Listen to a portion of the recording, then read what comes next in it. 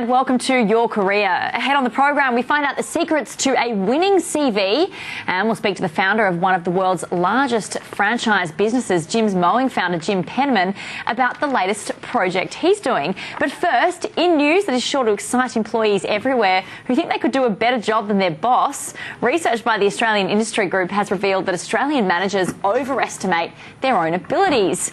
The Addressing Enterprise Leadership Report also found that our business leaders have short-term focus and that companies must invest in leadership development if Australia is to be competitive on the world stage. Well, it's just the latest in a long list of research that paints Australian managers as underqualified and lacking in leadership skills. Well, joining us to discuss this controversial topic is Professor Peter Gain from the Centre for Workplace Leadership at the University of Melbourne, and Samuel Day as well, the MD of Happening People, here in the studio with me. Welcome to the show, gentlemen. Peter, I might kick it off with you because you've obviously been researching the leadership gap last year, revealing that only 1 in 4 Australians think their boss is doing a good job. What are the most significant weaknesses you're seeing in Australian management? Well, I think one of the most significant issues that face many leaders, particularly those at the middle management level, is they find themselves in the situation of taking on a leadership role with a people focus out of the success they've had in a technical role. So they've done their job very well as a technical person and find themselves thrust into a leadership role where, in fact, the job is very different. They have to work with people. It's not around technical issues. It's solving problems, motivating people and so on. And it's a different capability set or skill set. And they find that transition very difficult. I think that's a major sort of issue in many businesses, particularly medium to larger businesses. I think in smaller businesses, the issues are perhaps different in the sense that there's a focus for them on dealing with the everyday of the business, dealing with the competitive situation they find. And so spending time dealing with leadership issues feels like a secondary thing, something which should be able to wait but isn't always able to wait. Yeah, how important is it, Samuel, to really work on leadership and make sure people are trained in leadership who are actually leading businesses? Well, leadership forms the culture for the organisation, so therefore that's what people will follow through, and it has a direct impact on productivity. It was interesting just to listen to Peter then. We've had this issue in Australia. It's been measured over the last 20 years. In 94, 95, there was a report called the Karpen Report, which stacked us up globally against other countries, and it was talking about the competitiveness of managers, and that had a real impact on the productivity for organisations. So what do you think, what makes a good leader then, in your view, Samuel? Well, I mean, a good leader, really the simple definition is that a leader has followers. So then what are the capabilities that somebody needs to do to make sure that they've got followers? And leaders have really good emotional intelligence. They're able to influence people and then therefore get followers to their, their direction, their vision. Peter, in terms of, your report, why do you think we have such weaknesses? I mean, is it something to do with the way that people actually climb the ranks in a business, how the leaders actually get there? Well, I think at an individual level that is true. That's exactly what is the main dynamic that appears to be happening. But it's a broader issue in the sense there are some organisational level issues in the way they think about leadership and the way they go about the task of trying to build leaders for the future, as it were. So there was mention there of the Karpen Report, and I think it's interesting. It's now 20 years since that report, and while it had a very big impact when it first came out and influenced not just what was happening in the workplace but the way we taught managers, the way we structured things like MBAs, much of that effect seems to have tailed off. And I think this is partly because there are now a whole host of new problems that business leaders have to deal with. So they're not just people issues, they're thinking about a very complex environment in which there's uncertainty, more technological and other sorts of disruption. And as a consequence, it's very hard to read that environment, to make sense of it and to internalise that. So there's a major task for business leaders in understanding their external environments, finding ways to internalise that and bring people along, if you like, on that journey. Now, there was talk also of the importance of culture, and clearly that is critical. And leaders have a task not just in terms of communicating what is happening in that external environment, but also making clear what the purpose of their organisation is and how people's role fits in it. So that provides then the basis for developing followership as well as leadership. Peter, is there a difference between being liked and doing a good job?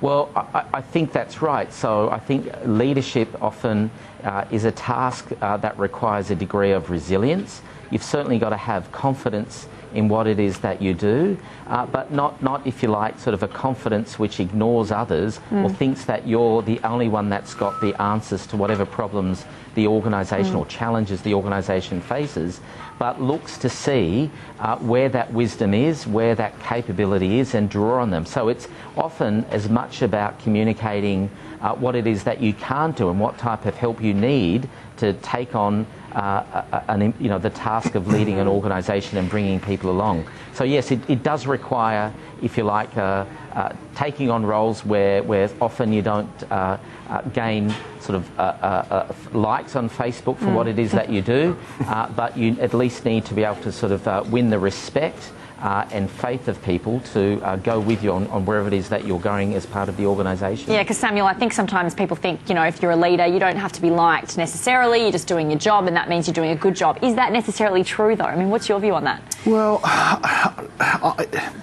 if we're talking about I'm not sure necessarily it's about I think it's about some kind of relationship. Yeah. So there needs to be some kind of rapport in order for people to want to follow.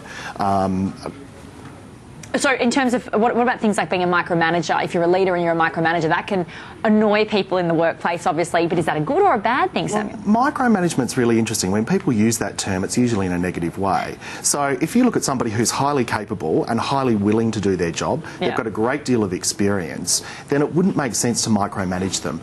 The result of micromanagement is demotivation, which has a direct impact on performance. At the same time, if you've got somebody who is underperforming, maybe that is when micromanagement needs to happen. Okay, so it can be a good thing. It can be a good thing. But a lot of the time it's perceived as a negative thing. That's right. Peter, a lot of leaders obviously pride themselves on being workaholics as well. Is it their job to work harder than everybody else if they're the leader? No, in fact that sends the wrong signal, and if leadership is about creating or inculcating a particular culture in an organisation, I don't think the type of signal that you want to send is overwork or intensification of work. You want to be able to sort of send messages that work is certainly an important part, and you expect that people will come to work and give of themselves in a work role, but it's not everything. And you want to be able to communicate that it should play an appropriate place in people's lives as well. Samuel, if you have a bad boss, what do you do about it? I think that's the question, because often they're the person that you would go to complain to, but if they're who you're complaining about, what do you do? Well, it depends what you mean by bad. Okay. So if you're talking about bad, is it that the boss has poor time management skills? And that would enable you to either manage up so that you're able to coach your manager around time management. But, in our society, we have people have all kinds of psychological disorders, if we were to go to that level, and that is replicated in corporate Australia as well. So it depends what scale, what continuum you're using for bad. Yeah, Peter, your view. I mean, what makes a bad boss? Well, I think Samuel's point there is right. There are many varieties of bad which find their way into bosses. I mean, there has been in the 1990s some interesting US research which suggested that about 1/3 of people in senior business leadership roles had psychopathic tendencies. So that's one order of the problem. But generally, I don't think for many leaders that's what we're talking about. It is around the tendency to micromanage. And I really think that leadership is often about creating a space for others to enact things, to be able to work through problems. I think it works best in most situations in terms of setting goals, providing guidance, coaching, dealing with those issues as they arise, sending clear signals about expectations, and ensuring that people are accountable for what they do in organisations. And sometimes, as Samuel pointed out, that means micromanagement comes into play when there are performance management issues. And I think really what we're talking about here is that individuals have a direct line of sight to the organisational strategy. So I know that the input that I have has an alignment to the vision or the direction of the organisation. And when we can get people to have a link between their individual effort to the team goals, to the organisational goals and where the organisation wants to go, that's when you start to see productivity. Sounds like communication is key Indeed. for a leader here. Now, Peter, we talk about born leaders. Are you born a leader, or can you learn how to be a good leader? Is it something that comes naturally? Well, I think for some people it is something that comes naturally, and we know there are certainly certain types of personality traits which are associated with effective leadership. But the reality is that in the main, most of the things that make up effective leadership can be developed in individuals. They can be trained, but often it's about drawing on the experiences that you have, not just in your work life, but also elsewhere, to work through, if you like, how to address the role of leadership and the challenges that leaders present. So they're made; they're not in the main born. So Samuel, how do you learn to be a good leader if you're not naturally one? Well, it's interesting. It's a combination of an art and a science, right? So I often talk to people who want to be really good leaders and suggest that they find a good mentor, somebody who's been there and done that before, so that they can role model those skills. But of course, they can go to external training programs, have people come into their organisations and develop them. All right. Unfortunately, we'll have to leave it there. Peter Gain from the Centre for Workplace Leadership, thank you so much for joining us there in Melbourne. You're welcome. And Samuel Day, MD of Happening People, thank you for joining us in the studio today. We do have to take a quick break, but when we come back, if you've driven around the streets today, chances are you've passed the image of our next guest. We speak to the bucket hat wearing founder of Jim's Mowing and Jim's Group, Jim Penman, about his latest project. That's next.